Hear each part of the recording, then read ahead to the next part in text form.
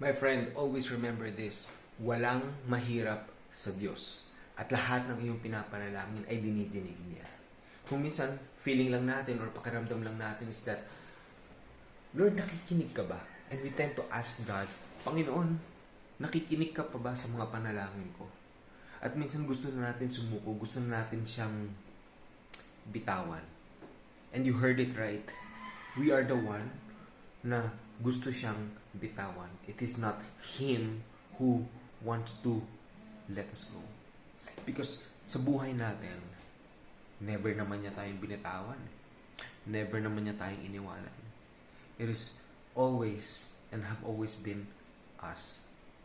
It's tough to believe that reality or that truth na God will never leave us or God never left us in whatever journey we have pursued in life.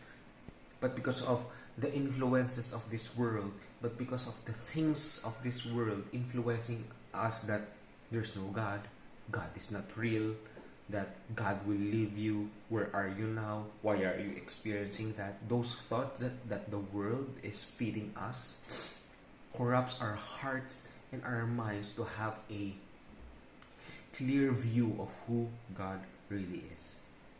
Always remember, God will never leave us and forsake us. Yan ang ating Panginoon.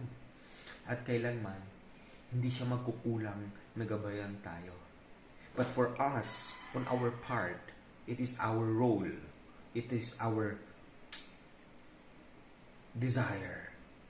It should be our desire that no matter what God decides on how He responds to our prayer, we will still choose to trust and obey His will.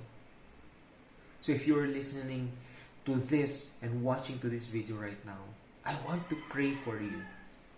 If at some point you've already given up God and let Him go in the past or even right now. So pray this prayer with me. Lord, I come to you and I ask for your forgiveness. May you cleanse my heart and my mind from the thoughts that the world is putting in to me. And I pray that may you renew my faith, my trust, and my hope in you. And starting today, I will believe in your words and your promises. Again, I honor you, I glorify you, my Lord and Savior, Jesus Christ. Amen. God bless everyone.